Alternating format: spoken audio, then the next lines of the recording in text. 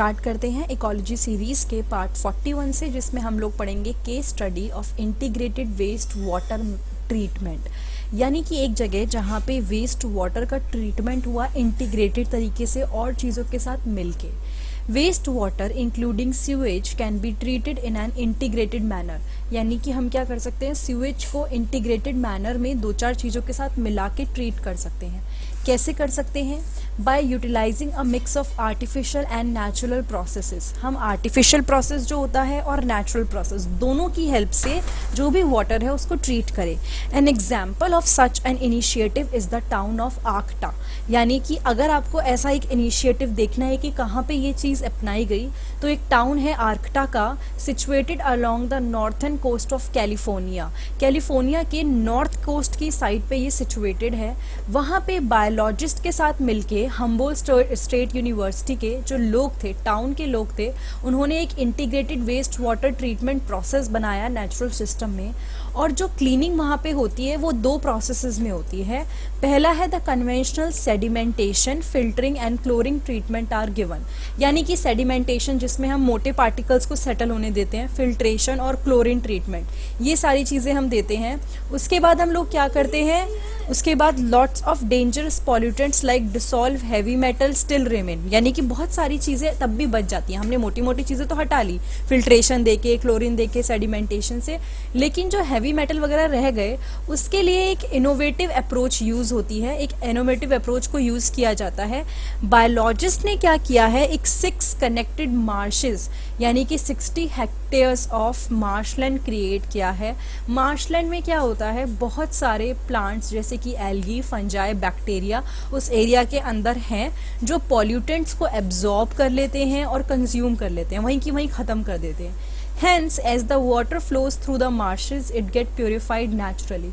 तो होता क्या है, जैसे जैसे वाटर फ्लो करता है मार्श से पास होता है, वो नेचुरली प्योरीफाई होना शुरू कर देता है। The marshes also constitutes a sanctuary with a high level of biodiversity in the form of fishes, animal and birds that now reside there.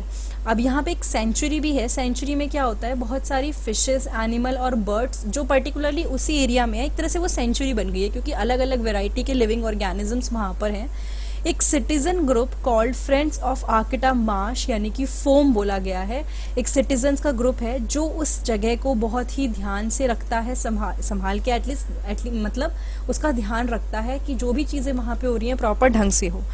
All this time we have assumed that removal of waste require water, that is creation of sewage. इतने time में हमने assume किया है कि waste का जो भी waste है वो रिमूव करता है, उसके लिए पानी की ज़रूरत होती है, ठीक है।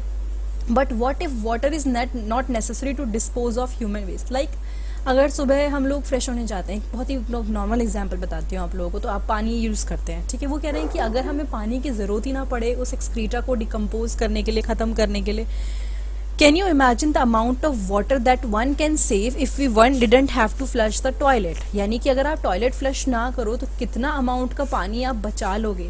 Well this is already a reality और ये चीज़ ऑलरेडी कहीं पे अपनाई गई है।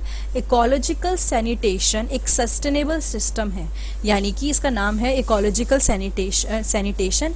एक क्या है, सस्टेनेबल सिस्टम जिसमें ह्यूमन जितना भी एक्सक्रीटा होता है उसको क्या करते हैं, यूजिंग ड्राई कंपोस्टिंग टॉयलेट, उसको मतलब ख़त्म कर देते हैं एक्सक्रीटा को, ड्राई कंपोस्टिंग टॉयलेट बना के। ये एक प्रैक्टिकल, साफ़ सुथरी, efficient and cost effective solution है ह्यूमन वेस्ट डिस्पोजल के लिए। की पॉइंट यहाँ पे क्या है कि इस कंपोस्टिंग मेथड से जो ह्यूमन एक्सक्रीटा होता है, कंपोस्टिंग क्या कर रहे हैं हम, अगर हम ह्यूमन एक्सक्रीटा को बोल रहे हैं कि ख़त्म कर रहे हैं, कैसे कर रहे हैं, हम उसको एक यूज़फुल सब्सटेंस में कन्वर्ट कर रहे हैं। We are converting the human excreta into a useful resource, a natural fertilisers which reduces the need for chemical fertilisers, जिसकी वजह से हमें अब केमिकल फर्टिलाइजर्स की ज़रूरत नहीं है, ह्यूमन एक्सक्रीटा को ही हम नेचुरल फर्टिलाइजर बना रहे हैं। There are working ecosan toilet in many areas of Kerala and Sri Lanka. बोला भी है क्या कि कई आपको टॉयलेट्स देखने को मिलेंगे ऐसे वाले, इकोसैन बोला है, जो केरला और श्रीलंका में आपको देखने के लिए मिलेंगे, ठीक है। तो ये एक सोल्यूशन है फॉर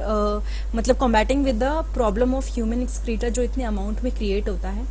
तो ये था हमारा पार्ट 41 इकोलॉजी सीरीज़ का, जिसमें हम लोगों ने केस स्टडी पढ़ी किस तरह से इंटीग्रेटेड वेस्ट वाटर ट्रीटमेंट होता है सम आर्टिफिशियल एंड नेचुरल प्रोसेसेस को मिला के। तो अगर ये वीडियो आपको अच्छी लगी है तो प्लीज़ लाइक, कमेंट, सब्सक्राइब और शेयर करना मत भूलिएगा। उसके अलावा अगर आपको इस सीरीज़ के और पार्ट देखने हैं तो नीचे डिस्क्रिप्शन बॉक्स में मैं प्लेलिस्ट का लिंक दूंगी, जहाँ पे आपको सारे पार्ट्स मिल जाएंगे। वरना डायरेक्टली मेरे चैनल पे प्लेलिस्ट में जाइए या होम पेज पे जाइए, वहाँ पे आपको Indian study YouTuber ecology series with Indian study YouTuber playlist मिलेगी, जिसमें सारे पार्ट मिलेंगे। ऐसी एक सीरीज़ मैंने रिप्रोडक्शन के लिए भी स्टार्ट करी है, reproduction series with Indian study YouTuber. वहाँ पर आपको रिप्रोडक्शन से रिलेटेड सारी जो भी पार्ट हैं डिटेल में बहुत ही अच्छे से NCERT से बाहर सब कुछ वो वहाँ पर आपको मिल जाएगा। Thank you so much.